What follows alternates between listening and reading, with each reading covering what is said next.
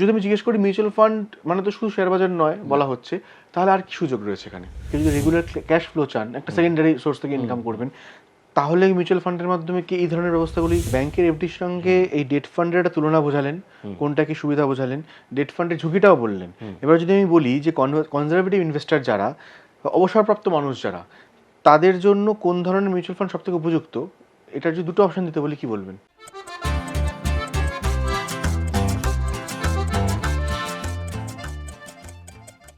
এখনও অনেকের ধারণা মিউচুয়াল ফান্ড মানেই শেয়ার মার্কেট বা ইকুইটি মার্কেটে ইনভেস্টমেন্ট, কিন্তু এই মিউচুয়াল ফান্ডের মাধ্যমে গোল্ড, রিয়েল এস্টেট, বিদেশের কোনো ফান্ড, এমনকি আরও নানা বিষয়ে ইনভেস্ট করা যায়।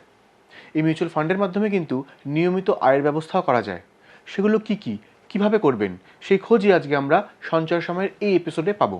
আমাদের সঙ্গে রয়েছেন certified financial planner Sujan Das. নমস্কার সুজনবাবু, সঞ্চয় সময় আপনাকে স্বাগত। এবং একটা বিষয়, এমন জিনিস নিয়ে আলোচনা করছি যেখানে মিউচুয়াল ফান্ডের অন্য একটা দিক, শুধু শেয়ার মার্কেট নয়। যদি আমি জিজ্ঞেস করি মিউচুয়াল ফান্ড মানে তো শুধু শেয়ার বাজার নয় বলা হচ্ছে, তাহলে আর কি সুযোগ রয়েছে এখানে? মিউচুয়াল ফান্ডকে যদি আমরা সেইভাবে দেখি, মানে মিউচুয়াল ফান্ডটা হচ্ছে একটা মানে ম্যাজিক স্টিকের মতো। আমি যেরকম যেরকম আমার চাহিদা, আমি সেরকমভাবে কিন্তু আমার ইনভেস্টমেন্ট নিডগুলো ফুলফিল করতে পারি থ্রু মিউচুয়াল ফান্ড। যদি আমি ফিক্সড ডিপোজিটের ইনভেস্টার হই, যে আমি ব্যাংকে এফডি করি বা পোস্ট অফিসে এফডি করি, তার পরিবর্তেও কিন্তু মিউচুয়াল ফান্ডের ডেট ফান্ড আছে যেগুলোতে ইনভেস্টমেন্ট করা যায় বুঝে। Long term debt, short term debt, corporate bond fund, long term bond fund, এরকম ধরনের বিভিন্ন ইনস্ট্রুমেন্ট রয়েছে। Money market fund.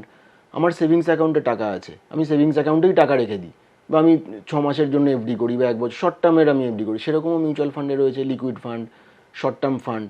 তো এটা কিন্তু নিড অনুযায়ী সব রকমের করা যায়। যে মিউচুয়াল ফান্ড মানেই এখনও অবধি আমাদের যে ইনভেস্টারদের মধ্যে একটা ধারণা আছে যে শেয়ার মার্কেট, সেটা কিন্তু নয়। যেরকমভাবে একটা ধারণা আছে যে এসআইপি, অনেকেই বলেন যে আমি একটা এসআইপি করবো কিন্তু আমি মিউচুয়াল ফান্ডে ইনভেস্ট করবো না, ওটা তো শেয়ার মার্কেটে টাকা ইনভেস্ট করে। তো এই ধারণাটাও কিন্তু মানে এখনও অবধি অনেকের মধ্যে রয়েছে যে মিউচুয়াল ফান্ড আলাদা, এসআইপি আলাদা, আর মিউচুয়াল ফান্ড মানেই শেয়ার মার্কেটে টাকা ইনভেস্ট করে। মিউচুয়াল ফান্ড হচ্ছে একটা টেলার মেড প্রোডাক্ট, যার যেরকম দরকার ও কিন্তু সেই রকমভাবে আমরা প্রোডাক্ট তাকে ডেলিভার করতে পারি। মিউচুয়াল ফান্ড তো ঝুঁকি অবশ্যই, এটা তো ভুল বলেন না। মিউচুয়াল ফান্ড মাত্র তো ঝুঁকি রয়েছে নিশ্চয়ই। তো মিউচুয়াল ফান্ড যেহেতু ফিক্সড রিটার্ন নেই, ওখানে মার্কেট রিলেটেড রিটার্ন, তার জন্য রিস্ক একটা রয়েছে। ইকুইটিতে কি হচ্ছে, বেশি রিস্ক আছে, যেহেতু ইকুইটি মার্কেট অনেক বেশি ভোলাটাইল, কিন্তু রিটার্নও বেশি আছে, যেহেতু রিস্ক বেশি রিটার্ন বেশি। ডেট ফান্ড বা ডেট ওরিয়েন্টেড যেগুলো রয়েছে, বা আরও গোল্ড ফান্ড রয়েছে, সিলভার ফান্ড রয়েছে, কমোডিটি ফান্ড রয়েছে, রিয়েল এস্টেট ফান্ড রয়েছে, সেখানে কিন্তু ভোলাটিলিটি যে নেই একেবারে তা নয়, আছে, রিস্ক কম আছে, যার জন্য রিটার্নটাও কম আছে। তো ডেটের কীরকম রিটার্ন রিস্ক আছে, যে আমি সাপোজ আজকে আমি 1 লাখ টাকা ব্যাংকে গিয়ে অমুক একটা ব্যাংকে ইনভেস্ট করলাম, সে আমাকে হয়তো বছরে 8% রিটার্ন দিচ্ছে, আমি ধরে নিচ্ছি।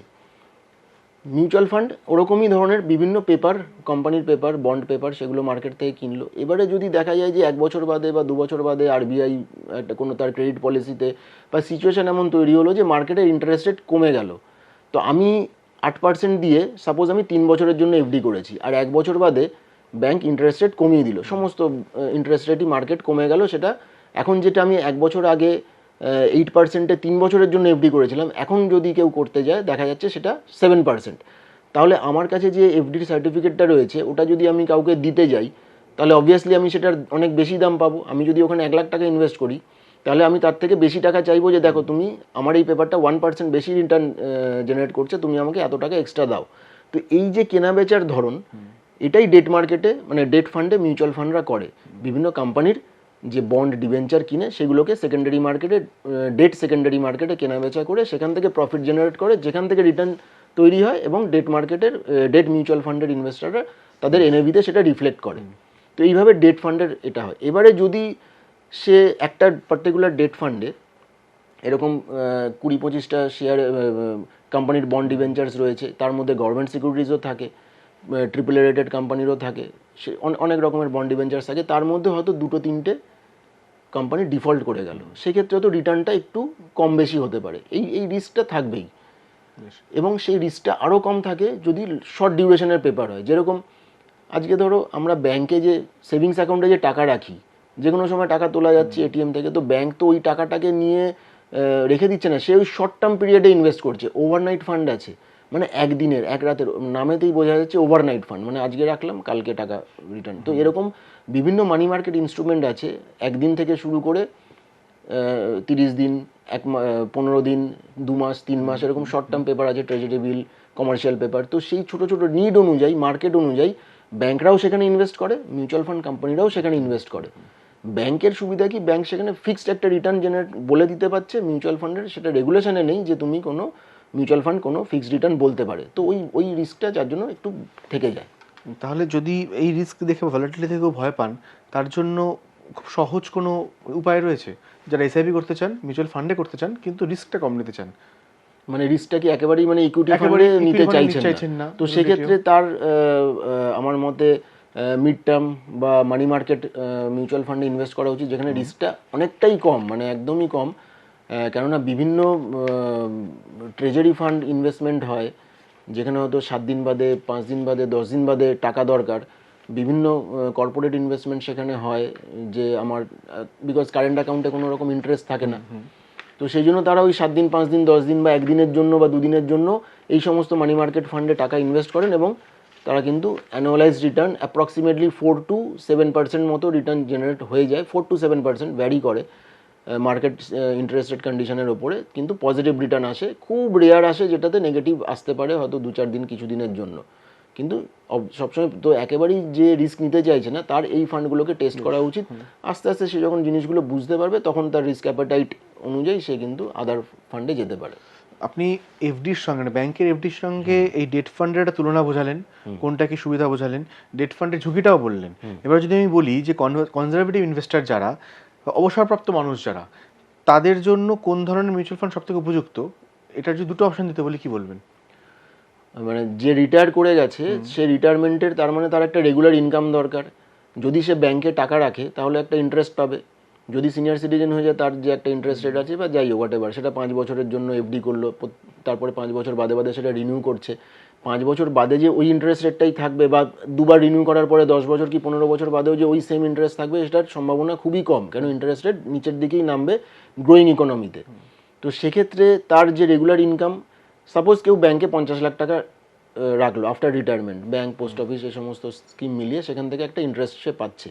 আফটার ম্যাচুরিটি 5 বছর বাদে হোক বা 6 বছর বাদে হোক, সে কিন্তু ওই প্রিন্সিপাল অ্যামাউন্টটাই পাবে।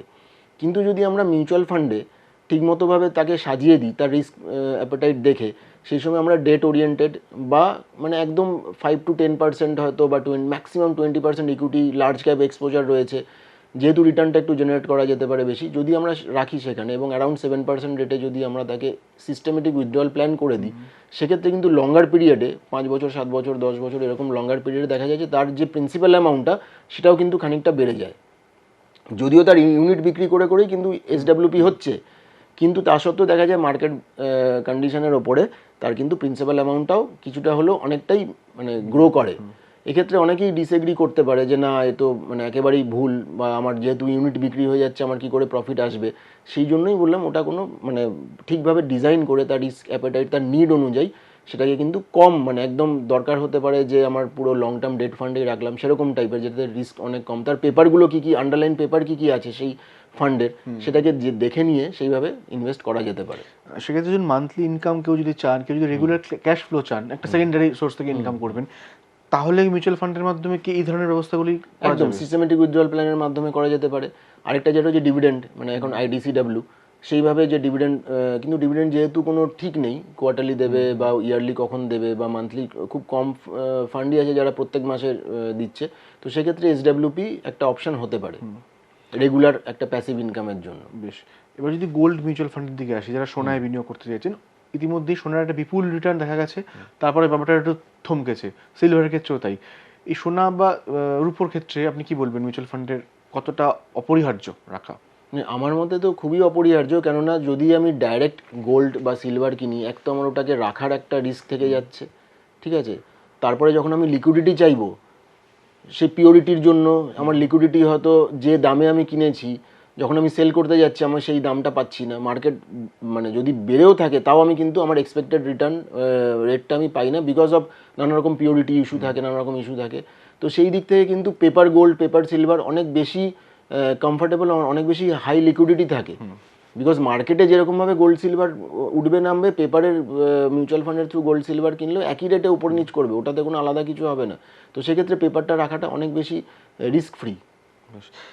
ধরুন কেউ যদি বিদেশের বাজারে ইনভেস্ট করতে চান, যেহেতু প্রথমেই একদম বললাম অনেক রকম অ্যাভিনিউ রয়েছে, সেক্ষেত্রে মিউচুয়াল ফান্ড এখন খুলে গেছে অনেক সুবিধা। এখন অনেক ফান্ডের অপশন খুলে গেছে, ইন্টারন্যাশনাল ফান্ড আছে, সেখানে ইনভেস্ট করা যেতে পারে। ইউএস এর মার্কেটে, গ্লোবালি যে কোনো মার্কেটে ইনভেস্ট করার মতো কিন্তু অনেক মিউচুয়াল ফান্ড আছে, সেই মিউচুয়াল ফান্ডের থ্রু বিদেশের মার্কেটে ইনভেস্ট করা যেতে পারে। এবার আমি যদি রিয়েল এস্টেটের বিষয়ে আসি, যে অনেকে রিয়েল এস্টেট থেকে আলোচিত যে রিয়েল এস্টেটের যে ফান্ডগুলো যেগুলো আছে আইটি ফান্ড, সেখান থেকে একটা রেগুলার ইনকামের ব্যবস্থা করা যেতে পারে। অনেক ইনভেস্টমেন্টের জন্য, রিটার্নের জন্য করে থাকেন। সরাসরি ফ্ল্যাট বা জমি না কিনলে তার একটা অপশন আছে মিউচুয়াল ফান্ডে? অবশ্যই আছে, এবং এটা এখনো অবধি ততটা হয়তো জনপ্রিয়তা পায়নি। কেননা আজকে যদি কোনো রিয়েল এস্টেটে কেউ আমরা ডাইরেক্ট ইনভেস্ট করতে যাই, কোনো ল্যান্ড কিনলাম বা কোনো ফ্ল্যাট বা প্রপার্টি কিনতে যাই, আমাদের কিন্তু মিনিমাম 30-40-50 লাখ টাকা, 1 কোটি টাকা লাগে সেই প্রপার্টিটা কিনতে। যদি এবং সেটা যদি কমার্শিয়াল প্রপার্টি হয় তাহলে তো আরও বেশি টাকা লাগে।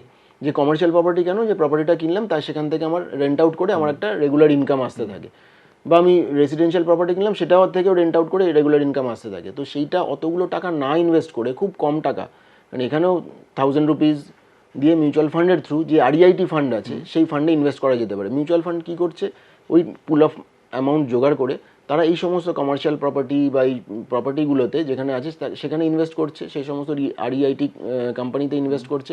সেখান থেকে তারা যে রেন্ট করে যে ইনকামটা পাচ্ছে, সে প্রফিটটা হচ্ছে সেখানে এটা আসছে মিউচুয়াল ফান্ডের ফোলিওতে, এতে স্কিমের মধ্যে তারা তখন সেটাকে ফোলিওতে ডিস্ট্রিবিউট করছে সেই মতো করে। তো যদিও রিটার্নটা খুব বেশি, মানে আমি এক্সপেক্টেড রিটার্ন অ্যারাউন্ড বলতে পারি 6-8%, 9%, 6-9% মতো হতে পারে। তো এইভাবে কিন্তু রিটার্ন রিয়েল এস্টেট থেকেও অনেকে করতে পারে। কেউ যদি একেবারে ইকুইটি এবং ডেটেও রিস্ক নিতে না চাইলেও, যদি সে মনে করে না ঠিক আছে আমি রিয়েল এস্টেটটা ভালো বুঝি, আমি ওখানে করবো, বা আমি গোল্ডটা ভালো বুঝি, আমি গোল্ডে ইনভেস্ট করবো, তো ডাইরেক্ট ওখানে না করে অল্প টাকা দিয়ে সে কিন্তু এই বেনিফিটগুলোও নিতে পারে।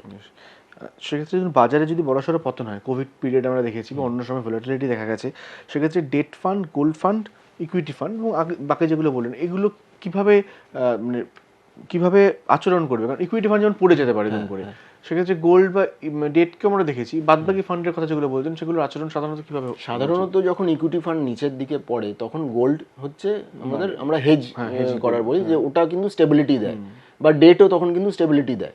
যখন আবার ইকুইটি রাইজ করে, because of interest rate downfall থাকে, তখন কিন্তু ডেট অতটা রিটার্ন জেনারেট করে না, বা একটা স্টেবিলিটি, মানে ডেটকে আর গোল্ডকে বিশেষ করে আমরা কিন্তু স্টেবিলিটি হিসেবে রাখি, আর ইকুইটিটাকে গ্রোথ ওরিয়েন্টেড ইনভেস্টমেন্ট হিসেবে রাখি। তো ওইভাবে করে কিন্তু অ্যাসেট অ্যালোকেশনটা সেরকমভাবে করে দিই যাতে করে রিস্কটা রিডিউস করা যেতে পারে ভোলাটাইল মার্কেটে। ধরুন কোনো একজন কেউ তার সন্তানের উচ্চশিক্ষা হোক বা বাড়ি কেনা বা অবসর জীবনের জন্য লং টার্ম কোনো লক্ষ্য রেখেছেন, তাদের জন্য ইকুইটি ছাড়া, ইকুইটিতে হয়তো রিটার্ন আসবে, আলফা জেনারেট হবে, সেটা ছাড়া যদি 3টে অপশন আপনাকে বলি, আপনি কী বলবেন? এক হচ্ছে গোল্ড, সেকেন্ড হচ্ছে ডেট ইনভেস্টমেন্ট, আর থার্ড হচ্ছে যদি মিউচুয়াল ফান্ডের থ্রু যেতে হয়, মানে হাইব্রিড ফান্ডে যাওয়াটা বেটার। যে একেবারে ইকুইটিটা না হলে তো খুব একটা রিটার্ন আসবে না, এবং যেহেতু আমার বাচ্চার, যদি আমি মনে করি যে আমার ছোট বাচ্চা আছে 3 বছর, 5 বছর, 10 বছর বয়স, তাহলে আমার কাছে সময় আছে, মোর দ্যান 5 ইয়ার্স, 6 ইয়ার্স, 7 ইয়ার্সের ওপর সময় আছে, তাহলে সেক্ষেত্রে ইকুইটি একটু এক্সপোজার নেওয়া উচিত। যদি একেবারেই রিস্ক নিতে না চান, large cap oriented, large and mid cap oriented scheme কিছুটা রাখলাম, টোটাল পোর্টফোলিওর হয়তো 20%, বাকিটা গোল্ড অ্যান্ড ডেটের ওপরে আমরা ফোকাস করে পোর্টফোলিও সাজাতে পারি, যদি সে একেবারেই রিস্ক নিতে না চায়, কনজারভেটিভ ইনভেস্টর হয়। তার জন্য আপনার রিস্ক প্যারামিটারটা দেখে নিতে হবে। শেষ প্রশ্ন একদম, একজন নতুন বিনিয়োগকারী বললেন যে আমি শেয়ার বাজারে ভয় পাই, আমি ব্যাংকেও টাকা রাখতে চাই না, তার জন্য মিউচুয়াল ফান্ড কি কি উপহার এনে হাজির করতে পারে? যদি একটু 1-2 দিন করে বলেন। একটু আগেই আমরা আলোচনা করলাম যে কেউ যদি একেবারেই বলে যে আমি শেয়ার মার্কেটে ইনভেস্ট করবো না, মিউচুয়াল ফান্ডের থ্রুও করবো না, বা আমি ব্যাংকেও এফডি রাখবো, এফডিতে মানে ব্যাংকে ফিক্সড ডিপোজিট রাখবো না, তাদের ক্ষেত্রে হচ্ছে গোল্ডে ইনভেস্ট করতে পারেন। গোল্ড সবসময় লঙ্গার পিরিয়ডে যদিও মানে বেটার রিটার্ন দেয়, তবে এরকমও দেখা গেছে অনেকটা পিরিয়ডে কিন্তু গোল্ড বা সিলভার, বিশেষ করে গোল্ডও আমি বলতে পারি, সিলভার অনেক বেশি ভোলাটাইল, যে 2-3 বছর 4 বছর কিন্তু একদম ফ্ল্যাট রিটার্ন জেনারেট করেছে। তো তার কাছে অপশান, দেখুন ইনভেস্টমেন্টের অপশান তো এটাই, either commodities, otherwise real estate, না হলে ব্যাংক এফডি, না হলে পোস্টাল এফডি, আর না হলে ইকুইটি মিউচুয়াল ফান্ড। রাইট, এর বাইরে তো খুব একটা ইনভেস্টমেন্টের অপশন নেই। তো যেটা বললাম যে যদি মনে করো আমি কোনো কিছুতেই রাখবো না, আমি রিয়েল এস্টেটে রাখবো, আমি প্রপার্টি কিনবো, তো প্রপার্টি কেনার জন্য তাহলে তার কাছে সেই অ্যামাউন্ট অফ মানি থাকা উচিত, যেটা সে একটা প্রপার্টি কিনলো, কিনে আবার কদিন বাদে একটু বেশি দাম পেলো, সেল অফ করে দিল, বা সেটাকে রেন্ট আউট করলো। যদি অতটা অ্যামাউন্ট না থাকে কিন্তু রিয়েল এস্টেটের করার ইচ্ছা থাকে, তাহলে মিউচুয়াল ফান্ডের আরইআইটি ফান্ডের থ্রু সে রিয়েল এস্টেট ফান্ডে ইনভেস্ট করতে পারে।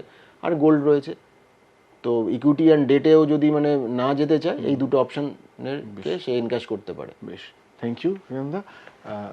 এতক্ষণ ধরে দেখলাম মিউচুয়াল ফান্ড কোন কোন পথ খুলে রেখেছে যারা শেয়ার মার্কেটকে ভয় পান। সুতরাং সঞ্চয়ের জন্য মিউচুয়াল ফান্ড কী ধরনের টুল, সেটা অবশ্য এই আলোচনা থেকে অনেকটাই স্পষ্ট। আর কী কী বিষয় আপনারা জানতে চান কমেন্টে লিখুন, আমরা ফিরব সেই উত্তর নিয়ে। দেখতে থাকুন সঞ্চয়ের সময় @ এই সময় লাইভ।